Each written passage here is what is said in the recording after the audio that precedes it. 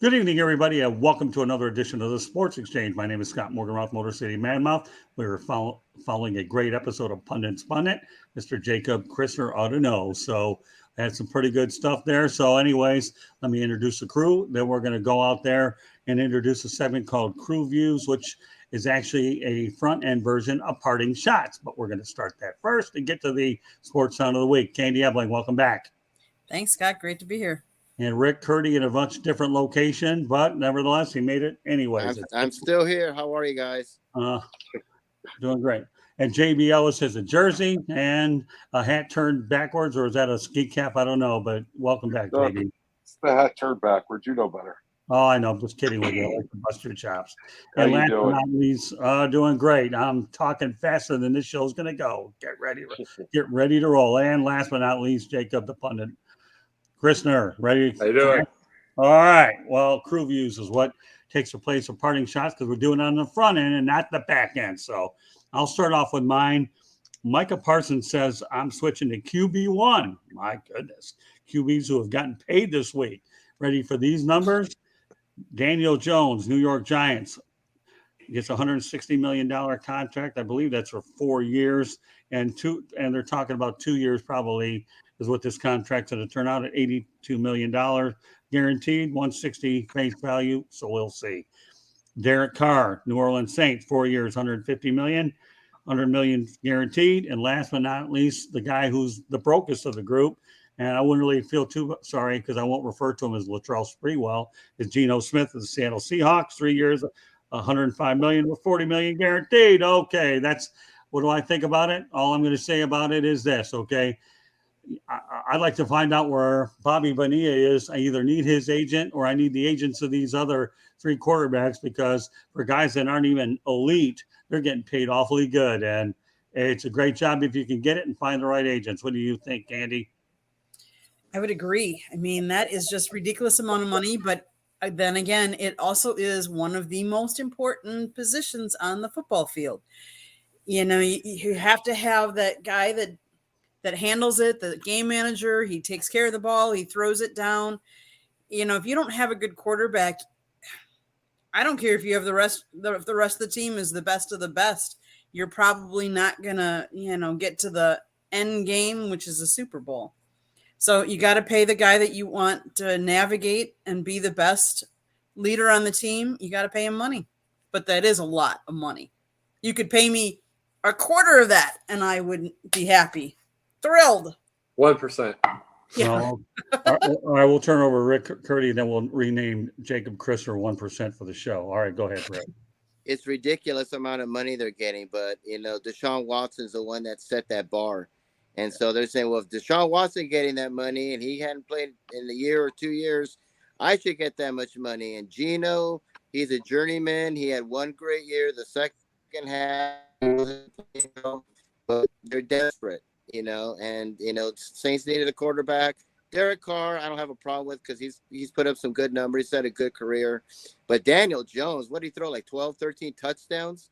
And even before that, he struggled. So it's just desperation. I wouldn't do, especially with Geno and Daniel Jones. I mean, that's just crazy. And Geno's not even a franchise quarterback. And then I think Pete Carroll said that they're still looking that they probably will still they might draft a quarterback. So you're going to pay this dude like over $50 million guaranteed. You're still looking for a quarterback. It's just dumb. It's not my money, but to me, it's just desperation to me. All right, Mr. 1%. I am a 1%er, I'll tell you. I wish. But right. No, this is what I have to ask. It's like, see, I brought up during the playoffs that Brock Purdy had changed it all. He just really has. Because now these teams are completely and utterly desperate to get to these games. I mean, it's like, and it's by itself. You just take a look at let's look at the thing for it. Let's look at the deal for it. Not only are you doing Daniel Jones, which is a ridiculous amount of money for him, but it's also the team. And remember, they also tagged Saquon Barkley. So they're looking to keep the team. Here's the thing with here's the deal with Derek Carr. He's inside of a stadium. He's inside of a dome, and he's going to have 11 dome games this year. So there's going to probably be 5,000 yards, even if they're 7 and 10 or 8 and 9. It's like, but they're thinking, you got to remember, he's had 2 winning seasons in 9 years and 1 playoff. And I think even at playoff, he had a broken leg.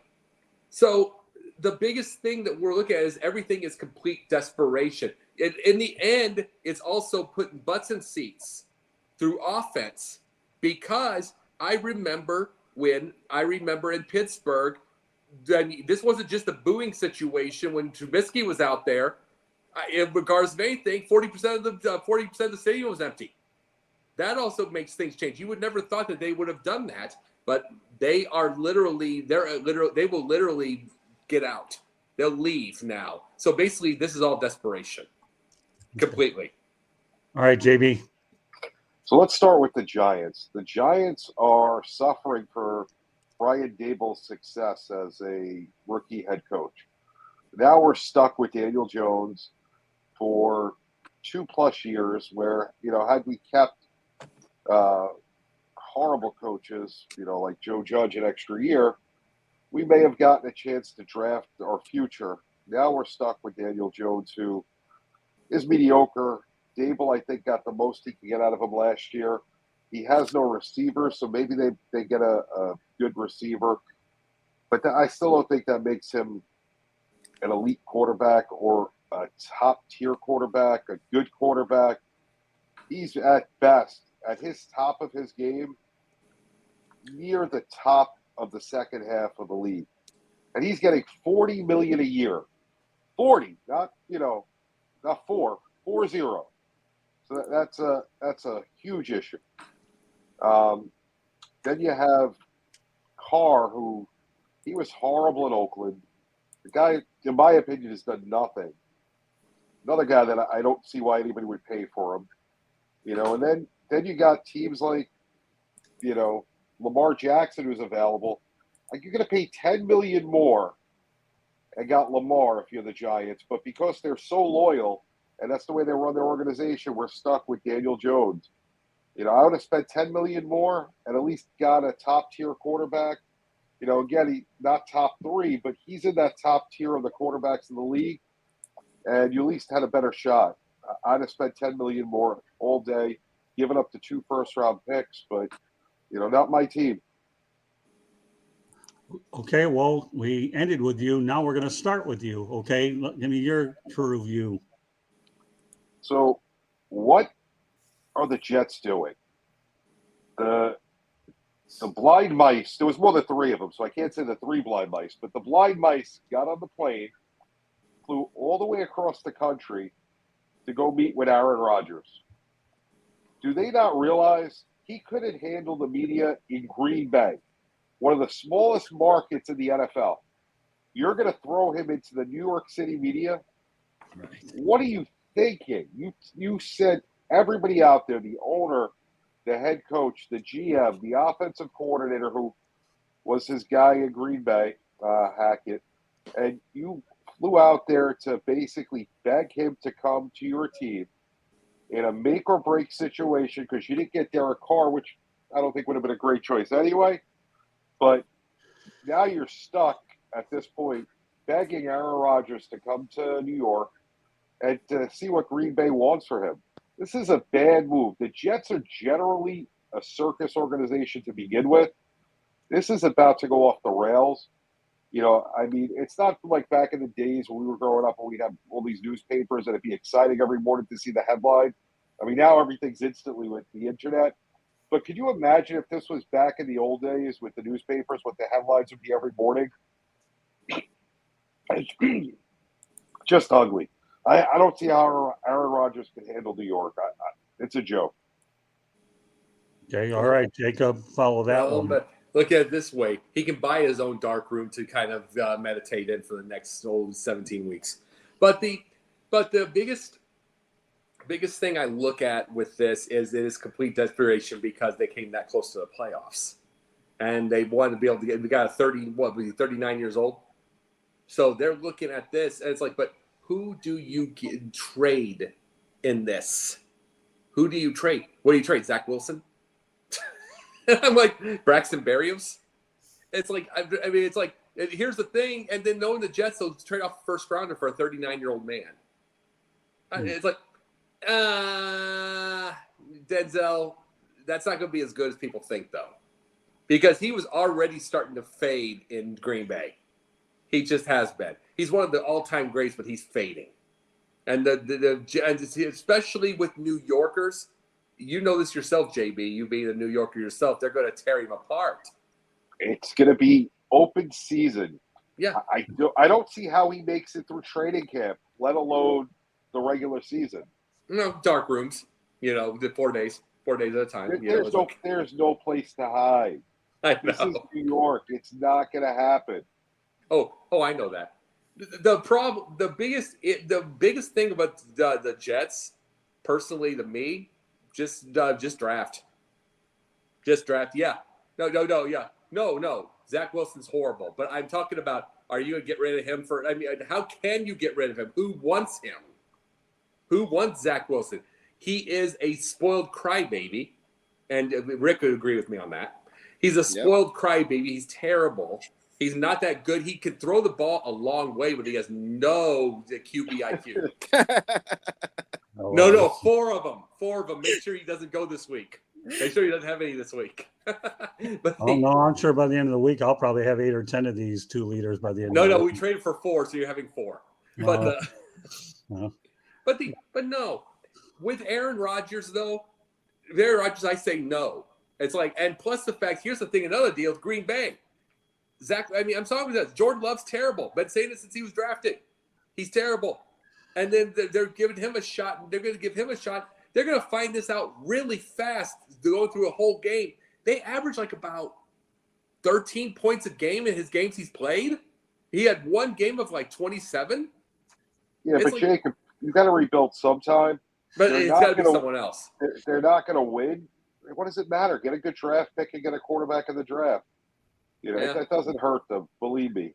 It's pull the Band-Aid off, suck for a year or two, and start building up. If you look at the NFL, this is why the Giants won't win. It's because we're spending $40 million on Daniel Jones.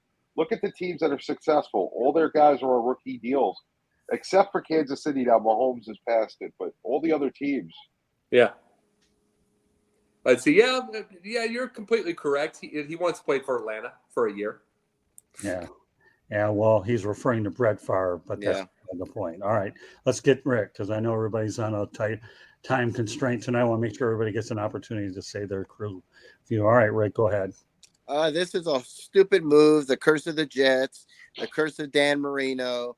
They just are a complete laughingstock. They have been for many, many years. If it wasn't for Joe Namath, they'd be nothing. He's a 39-year-old quarterback who's a flake, who's a whack job, who chokes in the playoffs, and you're going to trade to get him for 1 year? I mean, they did that with Brett Favre, and I think he led the NFL in interceptions that year, and then he left and went to Minnesota or whatever. But, I mean, this is just dumb. It doesn't make any sense. Zach Wilson stinks. You missed on him, but nobody wants him. So, I mean, this is just a desperation move.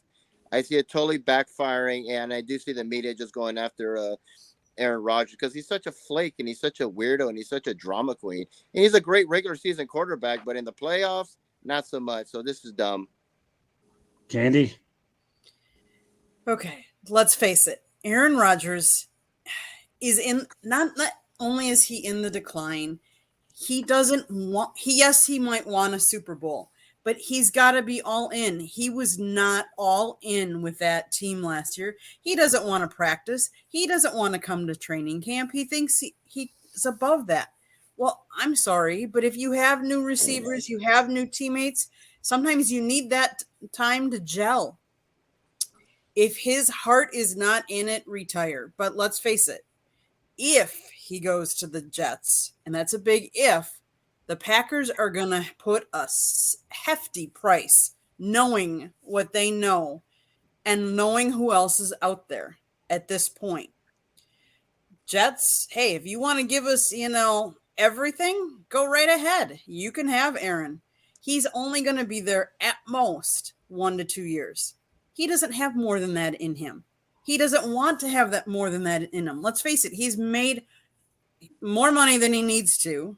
So what is his motivation left? If he thinks he can win a Super Bowl. Can he? I don't know. That remains to be seen. All right. That's The it. only thing I'm going to say about this is, number one, and everybody might think I'm crazy, but I don't really frankly care anyways. Zackwilson can get fixed with the right coaching staff in the right area.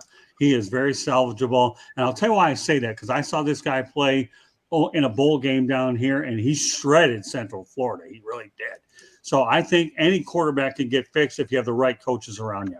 I really do believe that. And number two, you guys are all right. So I have to use another one-word answer about the New York situation called ditto. So now we've had two one-word answers, okay? Ditto and absurd on the same night, okay, for two different shows.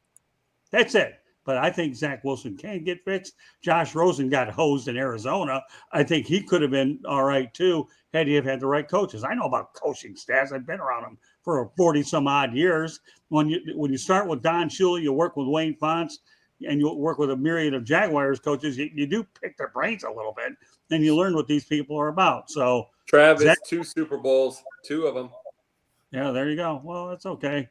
But the reality is Zackwilson can get fixed. I wouldn't mind seeing him go to the Texans or some other place where you give him a fair chance. A good offensive coach that will take him under the wing, let him sit with a clipboard 1 or 2 years. You know, you never know. There's a lot of bridge quarterbacks out there as well. So I'm not giving up on Zach, but Aaron Rodgers, okay. I don't know if you have ever taken up hunting before, but the New York media will be hunting for you. Okay, next person. And you know what? Sorry to interrupt, but you know what would have been the smart move? They should have went to San Francisco and went after Jimmy G for multiple reasons. One, he's a game manager. He's not going to lose games for you. 2, he's not as old as Rodgers. And 3, it would have stuck it to Belichick when they were ahead of the Patriots. So it would have been 3 great categories. But that's another topic for another day. My only problem with Garoppolo is he can't stay healthy. That's a big problem. All right, on to you, Jacob. Living in Atlanta. I'm North Atlanta, actually, but living in Atlanta right now, I want to ask this right here. What are you doing? Let me say this here. So you're saying you're not going after Lamarjackson. You're not going after him because you want Desmond Ridder. That's 2 games. Desmond Ridder has 2 games. Lamarjackson 61 starts. He's 46-15. And mind you, I think he needed another offensive coordinator to get him past in the Super Bowl and do all that, but it's either here or there. That's a winner. And I wonder how many people remember 1990, 91, 92. I remember how many people remember those years.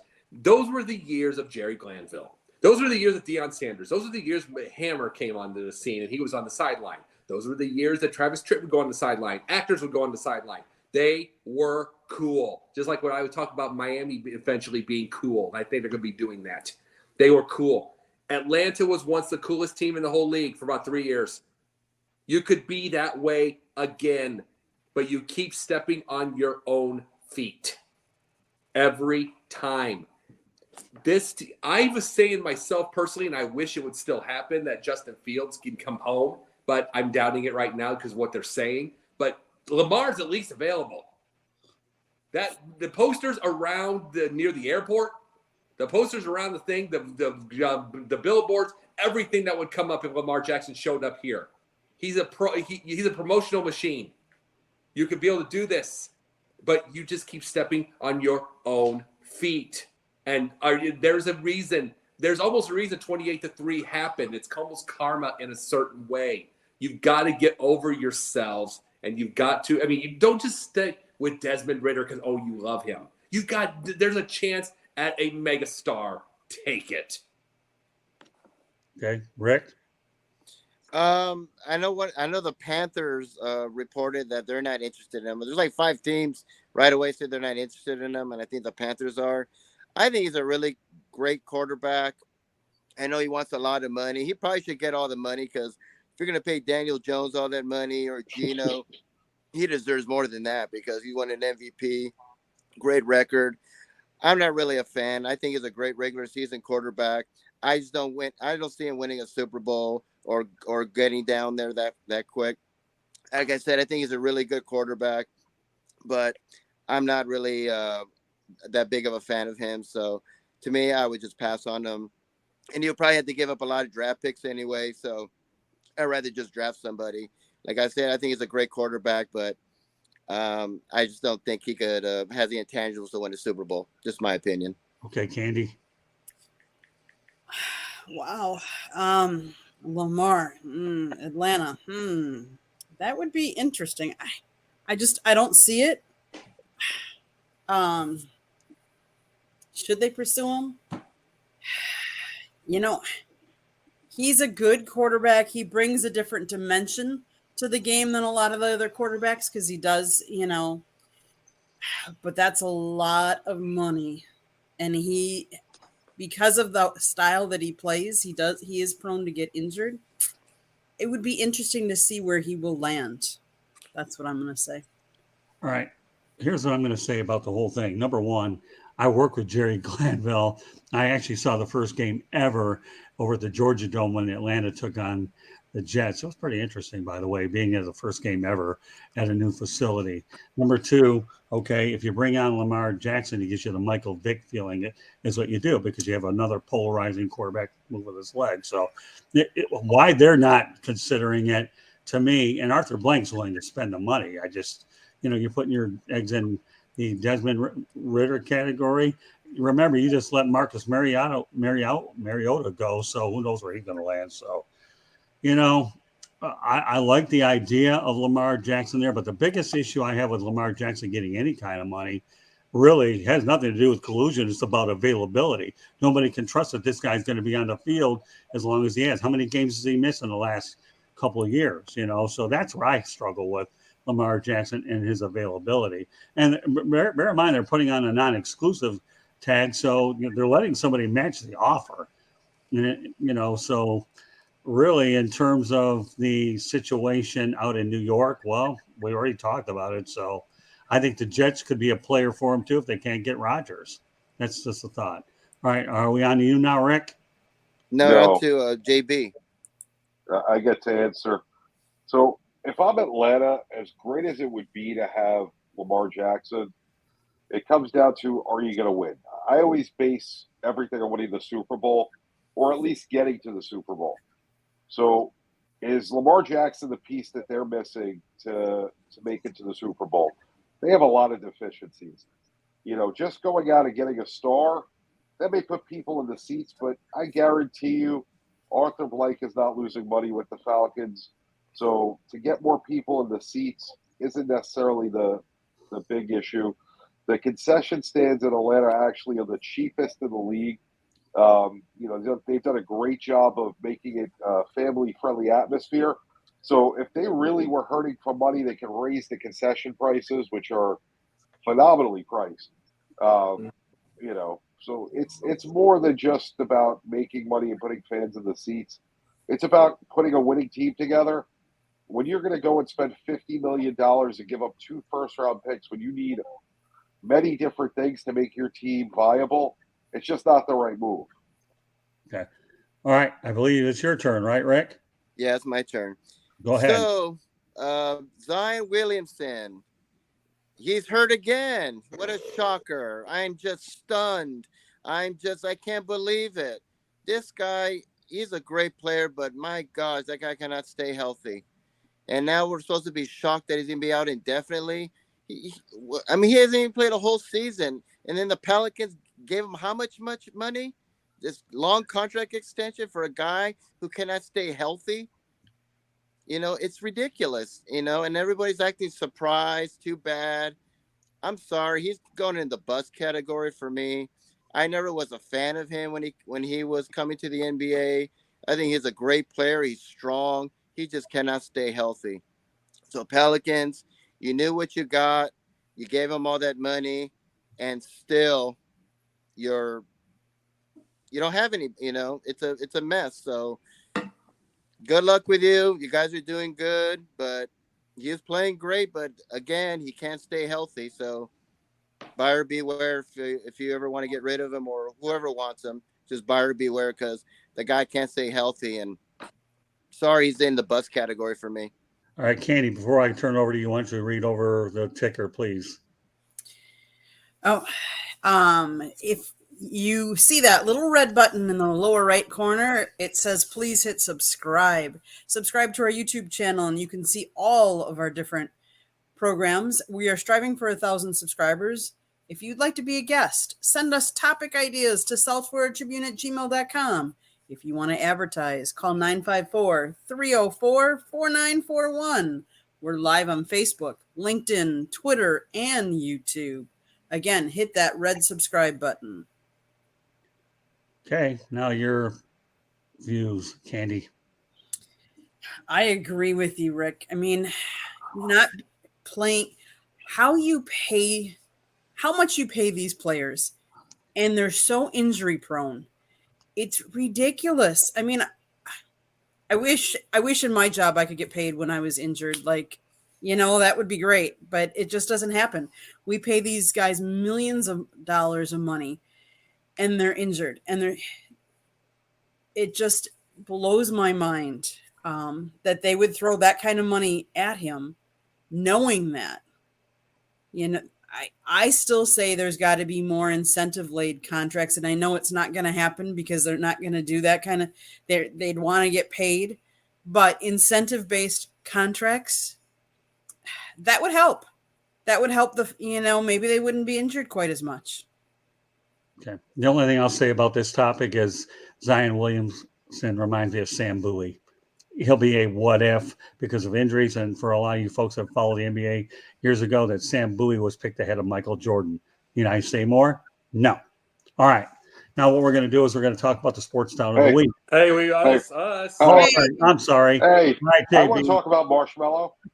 All right, go ahead. We got Glass Joe. All right. Go on. So we got Glass Joe in LA, Anthony Davis. So we need a nickname for Zion. He's going to be known as Marshmallow from now on because he's really soft. The dude is always hurt. It's really just a shame that some of these athletes' bodies betray them. Because I don't know, and it's hard to say because we're not around them 24/7. Is he putting in the work or not? And trying to do his best to stay healthy. I would hope that he is, and he's trying to get on the court. But for whatever reason, he just can't stay healthy. And it's a shame, because Marshmallow could have been one of the greatest players of all time. Instead, he's in Glass Joe's category. The weirdest injuries, the stupidest things. He's going to run out of his shoe, but never do anything in the NBA. And by the way, I was kidding with both of you guys to see how alert you were because you got confidential. Uh-huh. Oh, yeah. I will. Right. Got a show afterwards. Not that you believe me anyways, but all right, go ahead, Jacob. Oh, Zion's hurt again. My Gasted is flabbered. I am telling you right now. I am so shocked. I only told the people he lasts 25 games this year. I was wrong. He was 29. This is the thing I have to ask. Truly about this. We have seen people like AC Green that had like 902 straight games. 902 straight games and with different shoe technology. We look at the shoe technology of the 50s and 60s and they played every game. Yeah, but he might get hurt in that too. But the biggest thing is they had the shoe but that's the thing. We have all of this shoe technology, all this foot protection, and they're getting hurt. It almost feels like, I'll tell you this, Scott, it almost feels like we got all of this training like with baseball, and then all these arms go blown out. And we did all this stuff. We overprotect something, and then we overprotect something, they get hurt anyway. And it's like you had all of these players. You didn't hear about these. Mind you, the feet probably hurt as the time went on, but they were playing like Chuck Taylors. They were playing the Chucks with no protection, and they played every game. Hey, So don't you have to insult my Chuck Taylors with Converse. Let me tell you something, Mr. Christner, okay? Many years ago when I was playing in Little League, okay, my shoe fell off when I was running to first base. I was like a chicken laying eggs. And I'll tell you, my dad went over to All Pro Sporting Goods, got me a pair of Chuck Taylors and the high tops, and I never lost my shoe again. Go ahead. I was complimenting him. That's what I was saying. You. I was complimenting the Chuck Taylor, the Chucks. I'm kidding with you. Yeah, I know, but I'm saying I was complimenting the Chucks. It's like, but that's the thing about the Chucks. It's people were in them and you didn't hear about a bunch of foot problems. And we are seeing a pile of these right now with these shoes being really over the top. You know, and it's like with all this, and I have to wonder just how much is the shoe and how much is training, because a lot of these people are training for muscle and it's a lot of, is it go muscle or is it show muscle? That's all I have to say. It was good though. I love when you mentioned the Chuck Taylors. I'm sorry, that really scored with me, man. I'll tell you, if you would have saw how far my shoe traveled, you would think I was a field goal kicker, knowing that shoe was going to go through the upright. So we'll call you Tom Dempsey. Well, yeah, no, I don't have a square foot, but boy, I could have kicked it deep. And by the way, the guy that used to say that in Wisconsin was a guy by the name of Andy Lascano, who was one of my mentors down here, which segues us to the sports sound of the week. JB. Wait. I went already. Go ahead, Candy. I was going to say, what about my crew points? Go ahead. So today is International Women's Day. So I celebrate all the women out there.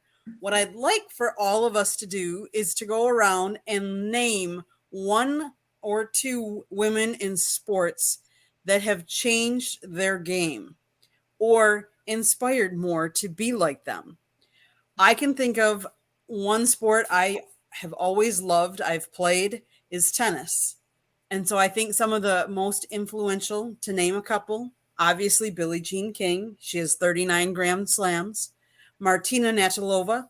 She has 18 Grand Slams as a single, but she stayed number one for 337 weeks in the singles charts. And then we have Serena Williams, 23 Grand Slams. Changed the game.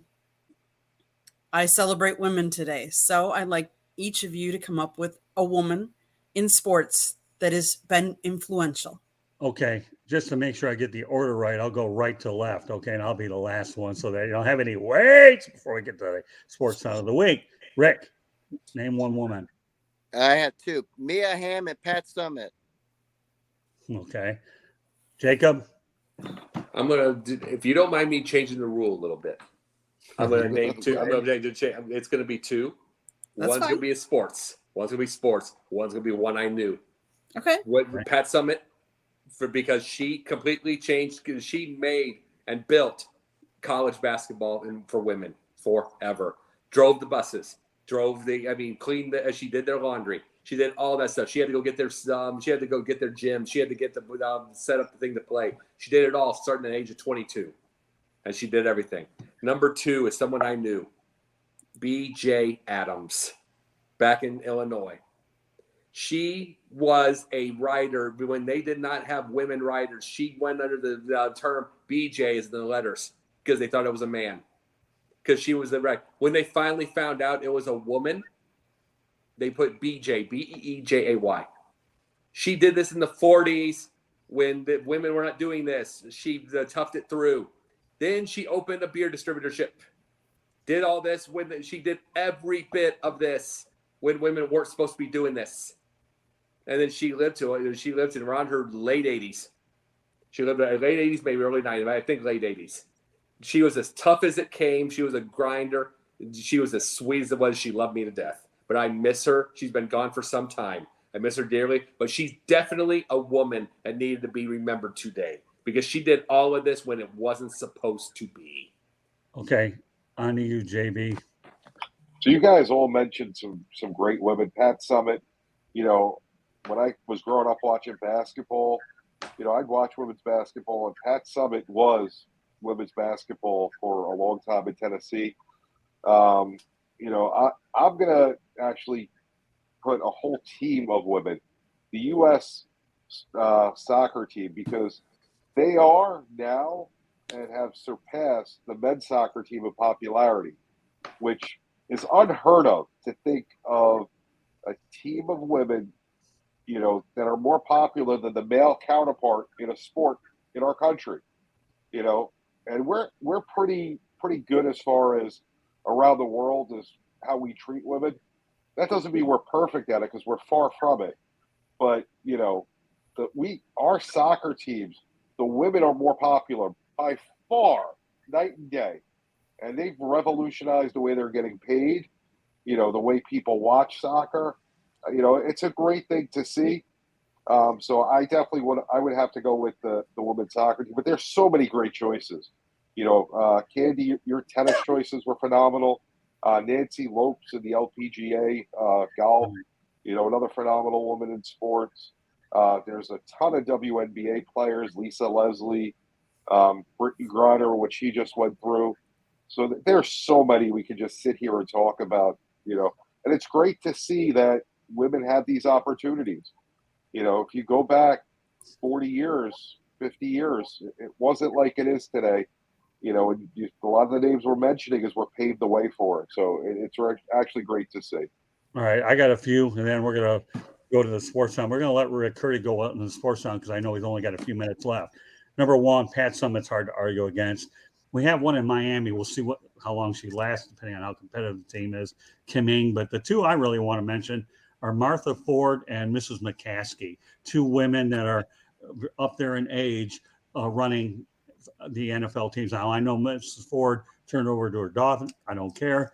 But anytime you have two women like that running charter franchises, and Mrs. Ford and Mrs. McCaskey, that's incredible. But yeah, it's hard to really go ahead and argue against Pat Summitt. I think the world of her. And, what can I tell you? Billie Jean King, you can't really argue against her either.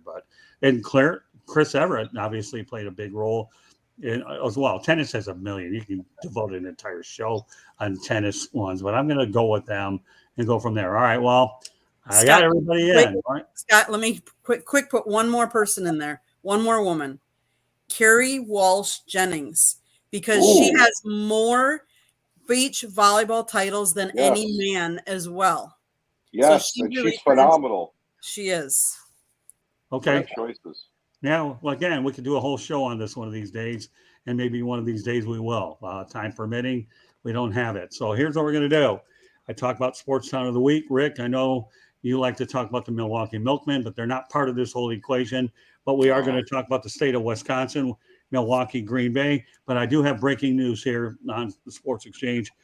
The Milwaukee Brewers 8, Great Britain 2 in Phoenix. No Princeharry was there, no Princefielder. So if you believe that, good stuff. I don't think Princeharry or Princefielder were there, but let's talk about the royal family. Milwaukee Brewers 8 and Great Britain 2. I don't know how much beer Great Britain had to drink before the game, but the Brewers get the win out in Phoenix. All right, Rick, this is your last comment here. I know you have to roll, so go ahead. So you talk about Great Britain. The main thing I should talk about is, does the area deserve an NHL team? We all know what your feelings are. Do you think Milwaukee deserves an NHL team, Rick? Yeah, I do. I think they would support it. I think they would be great. If not them, Indianapolis. But I think definitely Milwaukee should get an NHL team. Why not? They got the Brewers. They support the Packers. Let's bring hockey to Milwaukee. Okay. Any more you want to say about that, or you feel that sums it up on the? That sums it up. Just make it short and sweet. Just bring an NHL team to Milwaukee. All right, no problem. We'll see it. We'll see you tomorrow night. All right. Thanks, guys. Have a good night. Have a good one. Anybody know how they get a hold of you? Real quick. You can find me on my website, www.charlottebats.com. Go on there, sign our petition. We want to bring MLB to Charlotte. I'm on Facebook at Charlotte MLB, Charlotte Bats Baseball. I'm on Instagram at Charlotte Bats, Twitter Charlotte Bats Baseball, and I'm on LinkedIn. And you can email me at cltbatsbaseball@gmail.com. Good stuff. See you tomorrow, Rick. Thank you. All right. Have a good night, guys. All right. Let's go to Jacob. Now we're down to 4. All right, Jacob. What do you think about the state of Wisconsin, the major sports team? How high do you rate it? Oh, it's very much so. Very much so. The Bucks were all the Bucks for many years, like around the 80s. Everyone I grew up with watching it, other than Philadelphia, the Boston had those games. So definitely. And then the Milwaukee, the Mecca. I still remember the Mecca very, very well. Right. That was wonderful. And then you had the Milwaukee Bucks, you had the Milwaukee Brewers, and I believe the NHL would definitely thrive there. So yeah, do I think about Milwaukee as because it's a very blue collar town. So yes, it would. NHL would be great there. Okay, all right, Jamie, give me your thoughts about the Wisconsin / Milwaukee Green Bay area as a sports town collectively. So It's such a great town. We're actually going to debut One Brewer's Way tonight. Candy and myself, along with John Shear and Carlos Morales, who's a relief pitcher in the Brewers organization. So it's such a great town that, we felt the need to add one of our shows to that market. I can't see any reason why, Milwaukee couldn't have a hockey team. The Bucks are well supported. The Brewers have passionate fans. I enjoy, the times I've been in Milwaukee. I think it's a nice little area. Especially going from Chicago, going up there, it's cheaper to go to games. The atmosphere is a little bit different. I have no reason to believe that Milwaukee couldn't support any type of team. Well, you know what? I view it as my adopted home area because I have a lot of great family up there. We also have a show called Fire Up Wisconsin that we put on once or twice a month. So if we didn't feel enough about Fire Up Wisconsin, it certainly wouldn't be on my network as well. I'll say this: excellent sports town, blue collar area, no doubt about it. The NHL should put a team in Milwaukee. Great rivalry with the Chicago Blackhawks. With that said, Candy, take us home. So I'm almost considering disagreeing with you guys. I don't know.